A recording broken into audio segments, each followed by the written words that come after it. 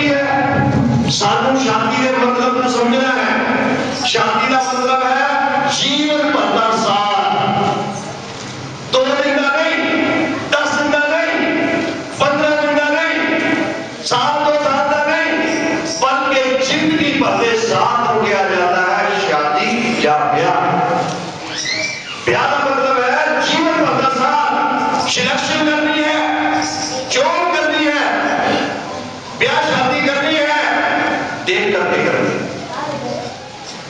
अपनी जिंदगी जो बर्बाद नहीं है और बड़े समय पर देखना है कि मैं शादी करने वास्ते जा रहा हूं, मैं शादी करने वास्ते जा रही हूं और ये शादी मेरे वास्ते लगी है, ये मेरे वास्ते ब्याह लगा है, क्या विश्व में चल गया है वो मेरे वास्ते जगह चलेगा, क्या वो मेरा साथ रहेगा। ब्याह का मतलब है जीवन भर का साथ, जिंदगी भर का साथ। जिन्हें जिंदगी कटनी है, जिन्हें अपनी जिंदगी को व्यतीत करना है, उन जीवन साथी किया जाता है। आज समय है तो अनुसरण वास्ते और सीखने वास्ते कि जब असं जीवन साथी की तलाश करनी है तो सानू किस तरीके करनी चाहिए है। आज बच्चों के लिए जो है परमेश्वर सानू खोल के दसण वास्ते जा रहा है। पहला ग्रंथियां 7 बाब उसकी 28वीं आयत में, पहला ग्रंथियां 7 बाब उसकी 28वीं आयत में परमेश्वर जो है सानू दसण वास्ते जा रहा है अपनी शादी जो है एक किस तरीके से करनी है या शादी का मतलब की है। जे तू ब्याह कर लवे तब पाप नहीं करता। जे तू ब्याह कर लवे तब पाप नहीं करता। ब्याह करना पाप नहीं है, ब्याह करना गुनाह नहीं है, ब्याह कोई बुरा काम नहीं है। परमेश्वर ने इस रस्म को आप शुरू किया, आप इस रस्म को चलाया, लेकिन ब्याह करना पाप नहीं, लेकिन ब्याह के तौर पर किया जाए। ब्याह जो है ब्याह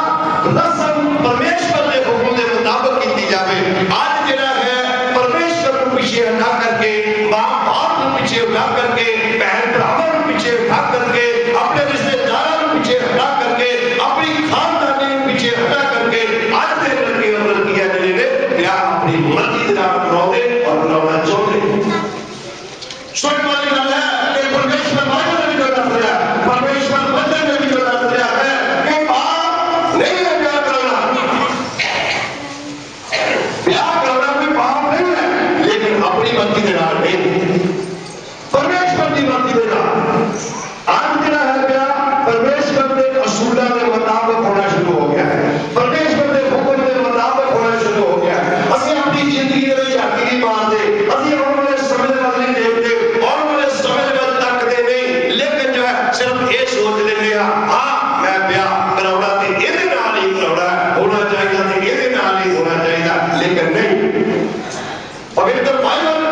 बयान कर करके दस रही है कि ब्याह करना कोई पाप नहीं है। अगर ब्याह देना है तो ब्याह के तरीके का, ब्याह के तौर के नाम किया जाए तो वो ब्याह किया जाता है जिस तरीके से ब्याह हो रहा है। पहला तुम ब्याह देखे ये अपनी मर्जी के नाम नहीं होया, परमेश्वर की मर्जी के नाम इन्होंने जोड़िया। परमेश्वर आज वचन के नाम बन रहा है, परमेश्वर आज वचन के नाम इन्होंने जोड़ रहा है। आज इन्होंने जीवन साथी ऊपर पाते वास्ते बना रहा है। अगर वो मां बाप ने चुनिया, मां बाप ने रिश्ता तय किया, रिश्तेदारों ने रिश्ता तय किया, तो उन्होंने आपस में इस रिश्ते को तय किया, तब जाकर के ये रिश्ता तय हो गया। लेकिन ये नहीं है कि इन्होंने आपस में एक दूसरे का इस तरीके का ब्याह करना कोई पाप नहीं है, ब्याह करना कोई गुनाह नहीं। परमेश्वर ने किया वो कहता ब्याह करना एक जो है चंगी गल है, ब्याह करना बहुत अच्छी गल है। क्यों कि उसने झूठ और सच का जोड़ा बनाया, बुराई और चंगाई का जोड़ा बनाया, और उन्हें लालच और जो है बाकी हर काम का जोड़ा बनाया। कोई ऐसा काम नहीं जिसका जोड़ा नहीं बनाया कि उन्हें कहा कि मैनू चंगा नहीं लगता कि आदमी का गला रहना, कि आदमी गला रहे और ये जो है मैं एक सहायक बना करके दवा, ये वास्ते एक जीवन साथी बना करके दवा। परमेश्वर ने पहला ब्याह देना है आदम का हवा देना, उन्हें विचों को स्वीकार करके करके आप की तरफ और आपके अंदर काम बढ़िया सी परमेश्वर ने इस रस्म को जो है आप जो है चालू किया और ये ब्याह के वास्ते साडे वास्ते उन्हें क्या इब्रानियां 13 उसकी चौथी है ब्याह जो है आदर जोग गिरिया जावे ते ब्याह करना जो आदर जोग गिरिया जावे इनको बुरा नहीं समझा जावे लेकिन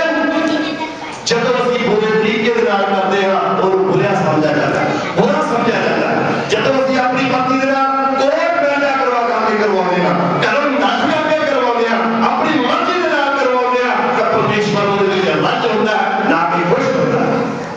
ਪਰਮੇਸ਼ਵਰ ਉਹਦੇ ਵਿੱਚ ਰੱਜ ਹੁੰਦਾ ਹੈ ਖੁਸ਼ ਨਹੀਂ ਹੁੰਦਾ ਹੈ ਇਸ ਕਰਕੇ ਜੋ ਹੈ ਅਸੀਂ ਸਾਨੂੰ ਆਪਣੀ ਜ਼ਿੰਦਗੀ ਦਾ ਫੈਸਲਾ ਆਪ ਨਹੀਂ ਕਰ ਲੈਣਾ ਚਾਹੀਦਾ ਬਲਕਿ ਉਹ ਬੈਠਾ ਹੈ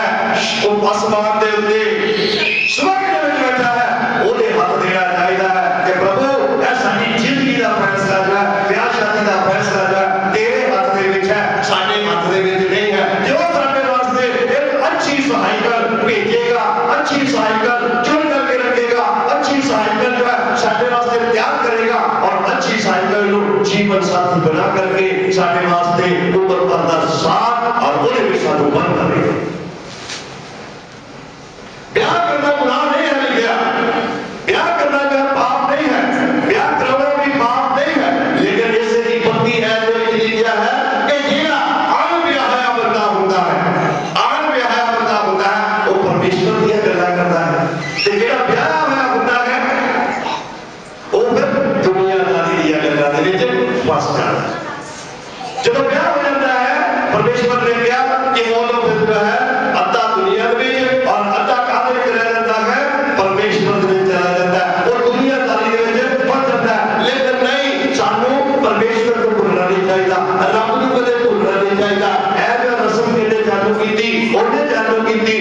जीवन साथी बनाने वास्ते जोड़ा के लिए बनाया ओदे बनाया ते हुणे ओदे हवाले सब कुछ करना चाहिए सी अपना ही में जो होना एक अव्वल लंबा का नबी सी और बोलने गया अपने टहलुओं अपने लोगों अपने पुत्र वास्ते लड़का ढूंढने के वास्ते कि जा मेरे उधर इसहाक के वास्ते एक लड़की मेरे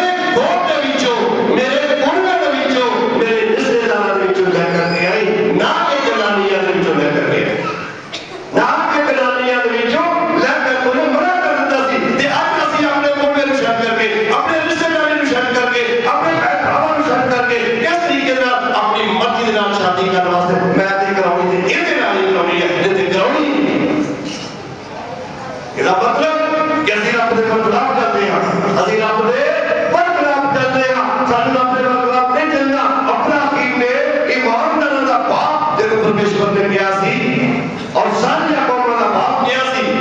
और उन्हें अपने लड़के के वास्ते जिस वक्त शादी की सिलेक्शन करनी सी उन्हें किया कनान शहर दे विच मैं रहंदा हां मैं किथे रहंदा हां कनान शहर दे विच रहंदा हां लेकिन कनानियां दी लड़कियां लेकर के आई ये लोग चंगे नहीं ये लोग रब दे लोग नहीं ये लोग रब नूं मनदे नहीं ये लोग रब दे मगर चलण वाले नहीं इन्हां दे विचों लड़कियां मेरे लड़के दे वास्ते लेकर के आई और के मेरे उन्हां दे विचों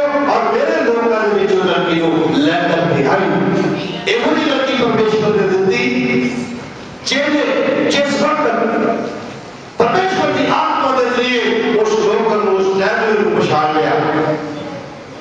और उससे वक्त जो है उन्हें पानी मंगया उन्हें पानी बनाया उन्हें कहा तो मेरे उठा भी पढ़ा सकती है इंदर का तेरे उठा भी पढ़ा सकती है तो सानू घर भी ले जा सकते हो कहती मैं तुहानू घर भी ले जा सकते हैं जिन्हें खुदा ने चुने हुए लोग होते हैं परमेश्वर ने दिलों में पौधा है उनमें आत्मा पौधा है उन्होंने जो है आप ही खुदा के बंदे का मलाप कराता है प्यार करना कोई पाप नहीं है कोई गुनाह नहीं है लेकिन जिस तरीके से आज हंसी कर रहे हो ऐ जमाना कर रहा है लोग कर रहे हैं बच्चे बच्चियां कर रहे हैं लड़के लड़कियां कर रहे हैं इस तरीके से ब्याह है वो ब्याह नहीं किया जाता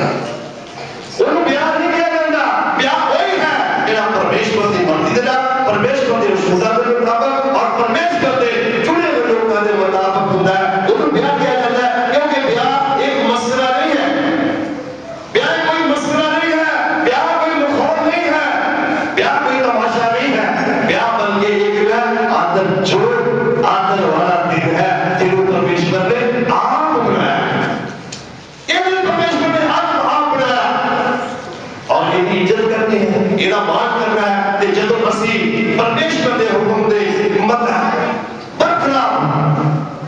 शादी करने वास्ते चले जाते हैं तो ना खुदा खुश होता है, ना माँ बाप खुश होता है, ना रिश्तेदार और ना नकल नवाज खुश होता है, बल्कि सारी दुनिया को और अपने पैदा करने वाले को भी निराश कर करके अपनी मर्जी करने वास्ते चले जाते हैं। जब परमेश्वर की मर्जी के मुताबिक करते हैं तब परमेश्वर जो है उस जोड़े को नहीं करता है, आशीष देता है, वो जोड़े को तब कर देता है। इस तरह में जो है इसहाक को और रिबका को बरकत देती सी, आशीष देती सी। वो जोड़ा जो है अपना कीमते तेरे वजह केने पाया सी, खुदा ने आप पाया सी कि तू अपने नौकर को कह, क्योंकि तेरी जेड़ी जीवन साथन सारा सी और मैं अपने पास बना लिया है, और तू गंदा रह गया है, तेरे घर में देखभाल करने वास्ते और कोई लड़की की जरूरत है। वो लड़की को किस तरीके से उन्होंने चुनिया सी अपने नौकर के जरिए, नौकर आप भेजा सी कि मेरे नौकर में जाई और तो मेरे वास्ते लड़की दी तलाश कर करके लेके आई। आज सारे जवानों के वास्ते, आज लड़कियां के वास्ते, आज लड़कियां के वास्ते, जो उन्होंने मां बाप थे उन्होंने वास्ते आज परमेश्वर सामने तलाक करता है कि शादी जो है किस तरीके से करनी है। ध्यान ये भी परमेश्वर कहता है कि शादी करना कोई गुनाह नहीं है, शादी करना कोई पाप नहीं है, बल्कि ब्याह करना जो है आदर छोड़ किया जाना चाहिए। और इस तरीके का ब्याह जो है सालों में आदर छोड़ के करना चाहिए, क्योंकि जिन्हें परमेश्वर दिया हुई शादियां और परमेश्वर ने जोड़े हुए जोड़े उन्होंने उत्ते भी बहुत सारे लोग ने जिन्हें नुक्ताचीनी करते हैं, उन्होंने उत्ते भी लोग जो नुक्ताचीनी करते हैं क्योंकि वो आदत और मजबूर है, वो आदत और मजबूर है, उन्होंने जवाब रह नहीं सकती, वो गल को रह नहीं सकते, उन्होंने दिमाग के भी शैतान ने ऐसा जिया कलिया भरिया हो गया। जिस तरीके से जो है गिनती की किताब 12 बाब उसकी पहली आयत लिखी है, गिनती की किताब 12 उसकी पहली आयत, गिनती 12 पहली आयत। मरियम અને હાरून ने मूसा के विरोध उस खुशी की कारण જેનું કોને ब्याह लिया सी करना कीतियां क्यों जो उस मूसा एक खुशी औरत को ब्याह करके लेके आ गया सी, खुशी औरत को ब्याह जो कि काले वस्त्र पहनते, काले गौर पहनते, काले कपड़े अपनी चट के बिताते और कूश इलाके के लोग ने, कूश इलाका है, कूश एक जगह है। मूसा ने उस औरत को पसंद किया, कूशी औरत को, और बोले ना उन्होंने शादी की थी। अब बोले इब्राहिम परमेश्वर कहता तेरे बैरी तेरे घाटे खोल के कोई दूसरा नहीं होगा, तेरे बैरी तेरे घाटे खोल के कोई दूसरा नहीं होगा। उन्हें सका हारून और उन्हीं सकी बहन मरियम जिन्होंने गल्ला करनिया शुरू कर दी कि मूसा ने जंगल नहीं कीता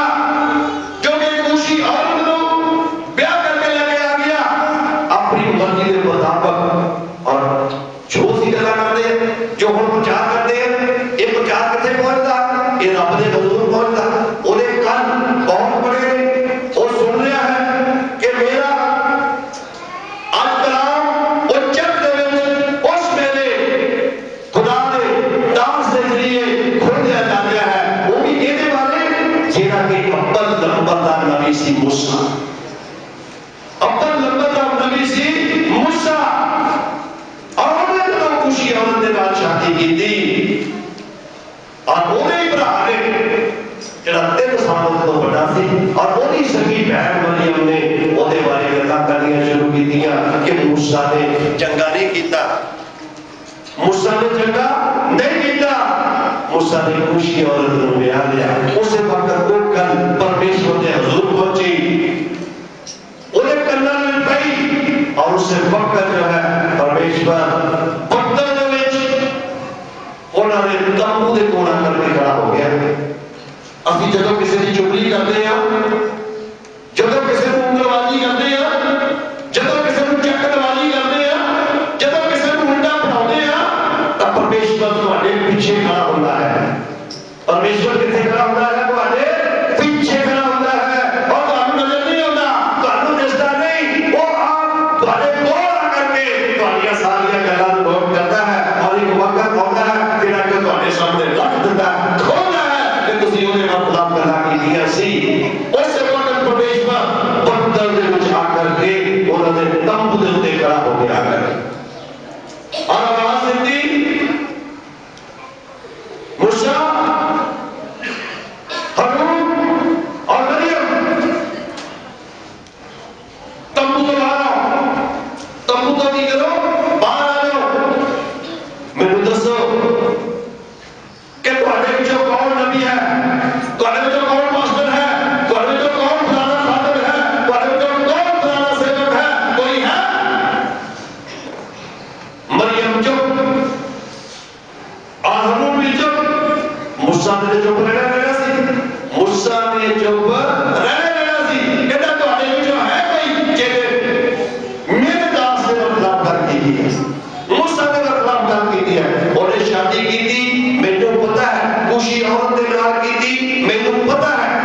जो कीता उन्हें चंगा कीता। और तुम्हारी हिम्मत किस तरीके दे नाल होई? जेड़े तुम्हारे विचों कोई नबी होता, तुम्हारे विचों कोई पास्टर होता, तुम्हारे विचों खुदा दा खादम होता, तुम्हारे विचों कोई मेरा चेला होता ते मैं समझ लेंदा। लेकिन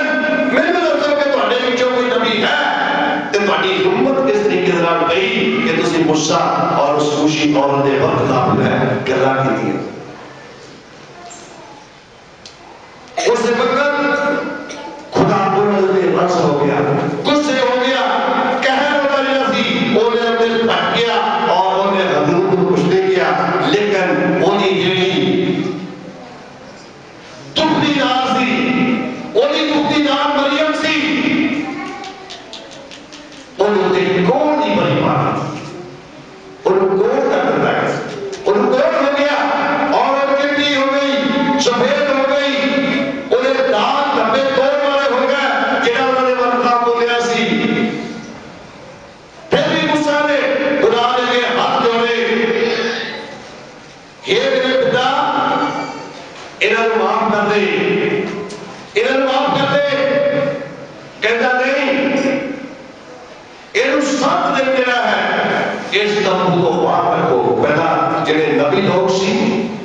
परमेश्वर के लोग सी, सारी दुनिया के लोग सी, वो घर के नहीं बसते होंगे सी, घर नहीं होंगे सी, वो तंबूआं दे विच रहंदे होंगे सी। कादे विच रहंदे होंगे सी? तंबूआं दे विच रहंदे होंगे सी। कहता है 7 दिन जो है तंबूआं दे विच नहीं रहेगी, ये बाहर रहेगी। और उसके बाद तंबू दे विच लेके आउणा, इहदा जिहड़ा पाप है वो माफ किया जाएगा। क्योंकि परमेश्वर जेड़ा परमेश्वर आप जोड़ दिंदा है, जदों असीं ओदे खिलाफ गल्लां करदे हां तां परमेश्वर फिर सुणदा है और सुन करके ओदी सानू की दिंदा है, सजा दिंदा है। असीं ये समझदे नहीं, असीं ये समझदे नहीं। आज परमेश्वर ने इन्हां नूं जोड़िया, सानू कोई हक नहीं है कि असीं इन्हां दे बरखलाफ किसी किस्म दी भी गलबात करिए, क्योंकि परमेश्वर ने मत्ती 19 उसकी 9वीं आयत में लिखा है कि जिसको परमेश्वर ने जोड़ दिता है उन्होंने कोई अलग करने की कोशिश ना करे। कोई भी उन्हें अलग नहीं कर सकता, ना उन्हें अलग करने की कोशिश करनी चाहिए, बल्कि घरों को सोना चाहिए, बल्कि जोड़ियां को जुड़े रह देना चाहिए, ना कि उन्हें अलग अलग कर देना चाहिए। उन्होंने दिलों में मोहब्बत प्यार की खुशबू भरनी चाहिए, मोहब्बत प्यार की खुशबू उन्होंने अंदर नफरतबाजी की खुशबू उन्होंने अंदर भरनी है कि वो सारे आपस में भी नफरत कर, अपने घर वाले से नफरत कर और सारी दुनिया को नफरत कर। इस तरीके से नाली परमेश्वर की ना चीज़ों को जो है गलत कहता है, वो कहता है जिसको मैं जोड़ देता है और कोई भी अलग करने की कोशिश ना, कोई अलग करने की कोशिश ना करे। क्यों? कि कहता मैं चिमनियां करती उसकी बाई में लिखता है कि मैं धरती के उत्ते एक ऐसी चीज उत्पन्न की है जेड़ी के मर्द को जिंदगी भर घेर करके रखे। औरत एक ऐसी चीज है, औरत एक ऐसी चीज कहता मैं बना देती है कि जदों की शादी हो जाती है, जदों ब्याही जाती है तो जिंदगी करके रखेगी। मातृभक्ति है ਉਹਦਾ ਕਹਿਣਾ ਮੰਨਣਾ ਹੀ ਪੈਂਦਾ ਹੈ। ਅੱਜ नहीं बनेगा, 2 दिन बाद बनेगा, 2 दिन बाद नहीं बनेगा, 4 दिन बाद बनेगा, लेकिन आखिर जो है वो एक दिन जो है ਉਹਦੀਆਂ ਗੱਲਾਂ ਨੂੰ ਮੰਨਣਾ ਹੀ ਪੈਂਦਾ है। परमेश्वर ने लिखा कि मैं धरती के उत्ते एक ऐसी चीज उत्पन्न की है कि तेरी जिंदगी भर मतलब घेरी रहे कि रहता नहीं कि रहता एक रह देता इस तरीके का जो है आदम ने भी जो है आदम ਨੂੰ भी हमारे घेर लिया सी। अगर हवा ना ਉਹਨੂੰ घेरਦੀ ਤੇ ਉਹਦੇ ਕੋਲ ਕੋਈ ਕਿਸੇ ਕਿਸਮ ਦਾ ਪਾਪ ਜਾਂ ਗੁਨਾਹ नहीं होना सी। इस तरीके से जो है परमेश्वर ने आप इस जो है जोड़े को बरकत दी सी और उससे जोड़े को भी जो है इस तरीके से बरकत दी सी जिस तरीके से जोड़े को बरकत देना है जिस तरीके से जो है उन्होंने लिखा है उत्पत्ति किताब एक बार उसकी 28वीं आयत में लिखता है उत्पत्ति किताब एक उसकी 28वीं आयत में लिखता है परमेश्वर ने ਉਹਨਾਂ ਨੂੰ ਅਸੀਸ ਦਿੱਤੀ परमेश्वर ने ਉਹਨਾਂ ਨੂੰ ਅਸੀਸ ਦਿੱਤੀ ਅਤੇ परमेश्वर ने ਉਹਨਾਂ ਨੂੰ ਆਖਿਆ ਅਤੇ परमेश्वर ने ਉਹਨਾਂ ਨੂੰ ਆਖਿਆ ਕਿ ਫਲੋ ਵਧੋ और इस धरती ਨੂੰ ਭਰ ਦਿਓ। ਅੱਜ ਅਸੀਂ ਕਿਹਨਾਂ ਦੀ ਔਲਾਦ ਹਾਂ? ਅਸੀਂ ਉਸੇ ਆਦਮ ਔਰ ਹਵਾ ਦੀ ਔਲਾਦ ਹਾਂ। ਅੱਜ ਅਸੀਂ ਕਿਹਦੀ ਔਲਾਦ ਹਾਂ? ਉਸੇ ਆਦਮ ਔਰ ਹਵਾ ਦੀ ਔਲਾਦ ਹਾਂ। और परमेश्वर ने ਉਹਨਾਂ ਨੂੰ ਅਸੀਸ ਦਿੱਤੀ ਸੀ और ਕਿਹਾ ਸੀ ਆਖਿਆ ਸੀ ਕਿ ਜਾਓ ਬਰਕਤਾਂ ਪਾਓ ਮੇਰੀਆਂ ਆਸ਼ਾ ਤੁਹਾਡੇ ਨਾਲ ਹਨ ਫਲੋ और फूलो और इस धरती ਨੂੰ ਭਰ ਦਿਓ। इस तरीके से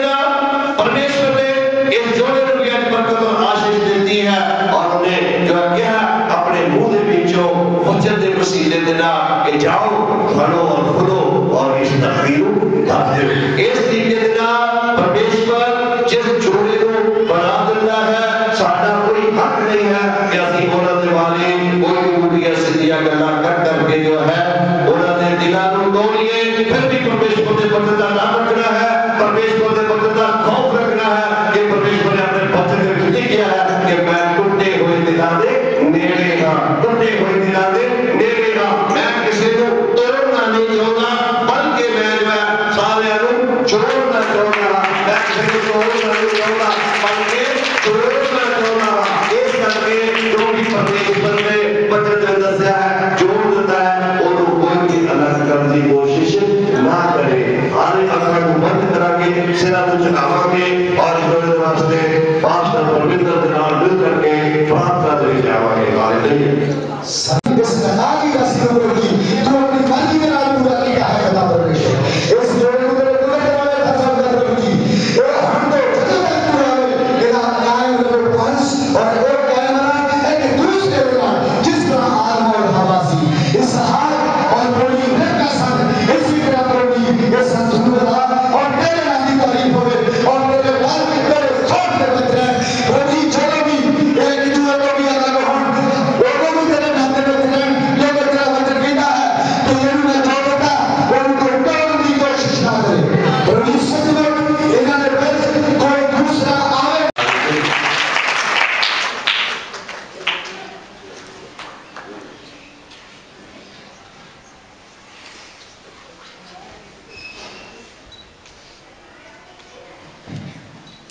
हालेलुया। सारे खरबत कराए सिरा को झुकावांगे। ये बच्चे खुदावन जीवन साथी के रूप में बंधन वास्ते जा रहे हैं खुदा का बरकत दे खुदावन तेरा शुक्र तेरी तारीफ तेरी सैष्टा करता है खुदावन खुदा का सुभान भाव और ये जो बच्चे खुदावन खुदा जिन्होंने तो जीवन साथी बना देता है मैं तेरा धन्यवाद करता प्रभु जी ऐ तेरे पवित्र बाइबल के उत्ते अपने हाथों रख करके प्रभु जी और तेरे खुदा मुक्ति दाता कबूल करके मंदिर ने प्रभु जी और खुदा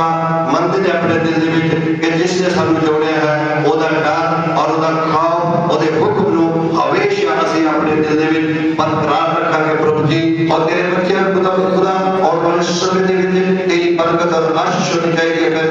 कोई सारी ताकत की जिंदगी में किसी किस्म की हरकतबाजी ना कर रखते जावे प्रभु जी और विश्वास रखना फिरिश्तियां की मदद में कबूल करके रखना आपस में जो है मोहब्बत और प्यार करके रखना सब कुछ बोलते हैं तेरे प्यारे बेटे प्रभु यीशु के नाम में आमीन।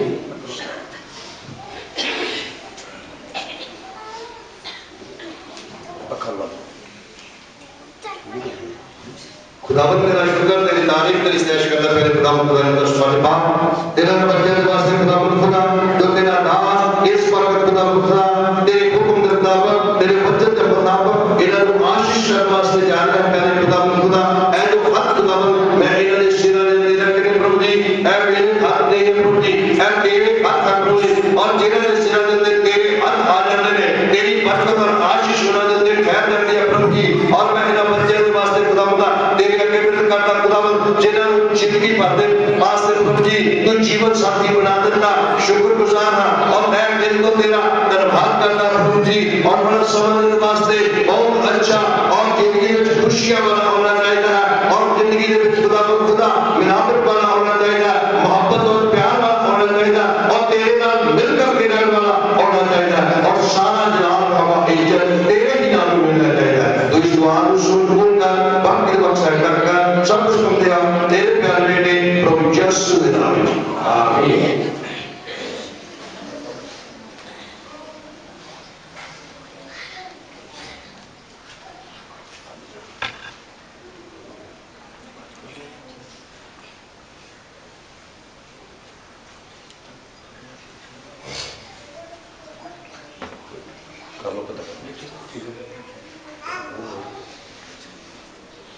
सारे फिर बापिया बंद करागे एक बनी वास्ते जो कि ब्याह शादी की निशानी है और जिंदगी भर का बंधन खुदावंद बिना रिंग दे सीधे करने वास्ते जा रहे हैं खुदावंद तेरा शुक्र तेरी तारीफ तेरी सैश करना करे खुदावंद जिंदा सुभानी भाव जो कि खुदावंद एक बनी खुदावंद तेरे हुक्म के मुताबिक खुदावंद खुदा तेरे चरण में खड़े होकर के खुदावंद खुदा इन्हें वास्ते खुदावंद के वास्ते जा रहे हैं जो कि जिंदगी की निशानी देती है प्रभु जी और इस बंधन ना ऐ दोनों खुदावंद खुदा मियां बीवी के रूप दे विच खुदावंद जीवन साथी के रूप दे विच बनते जा रहे हैं प्यारे खुदावंद खुदा तेरा नाम तेरा मसब है इन्हां मुंडियां खुदावंद अपने दम विच मस्सा कर दे प्यारे खुदावंद खुदा ये तेरे को आशीष वाली बन जानी है ये तेरे को बरकत वाली बन जानी है और जिस वक्त खुदावंद आने वाले खुदावंद बनाया जावे एक दूसरे के ड्यूटियां खुदावंद पहना और इन्हां मोहब्बत प्यार करे और तेरे कमाल करके बदले जाएगा और सारी इज्जत बरमादला तेरे ही नाम में मिल जाएगा है प्रभु यीशु के नाम में मांग देना आमीन।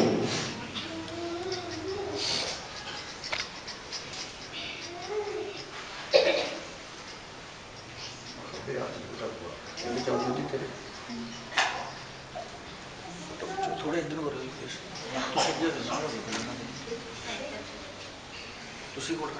अच्छा कोई गल नहीं जोरदार ताली मारोगे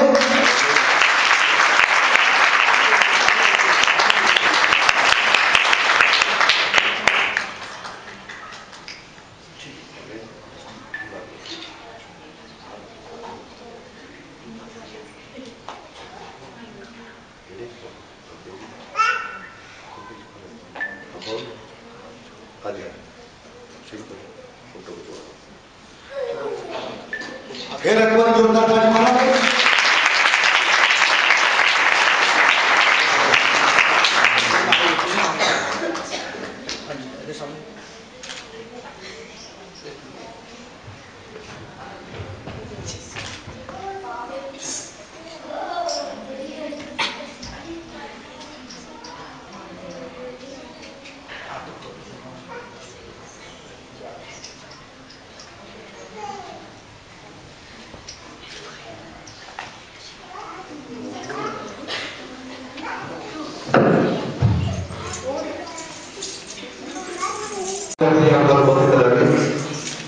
फिर अपने जन्म चुका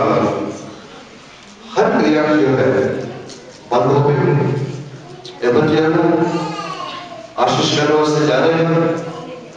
जिन्होंने परमेश्वर ने जीवन साथी के बंधन के बीच एक दो साल वास्ते नहीं बल्कि उम्र भरने वास्ते बंधन है और सारे ने इस जोड़े को अपनी दुआओं में रखना है कि परमेश्वर होने वाले दिनों में इस जोड़े के अंग संग रहे और संभाल के रखे कोई सारी तक इन्होंने जिंदगी में किसी किस्म की हरकतबाजी ना कर सारे अखबार बंद कराएंगे और सिरा कहा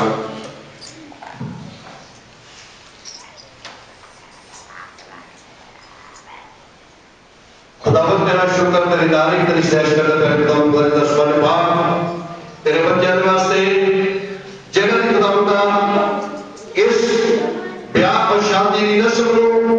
तू अपने पवित्र बाइबल के वचन के मुताबिक मुकम्मल कीता मतलब हर करना जी और जिस दास को खुदावंद तू इन्हां दे वास्ते चुनिया उस दे वास्ते भी मैं तेरा मैं तो शुक्रगुजार हां मेरे खुदावंद खुदा और आने वाला समा इन्हां दे वास्ते बहुत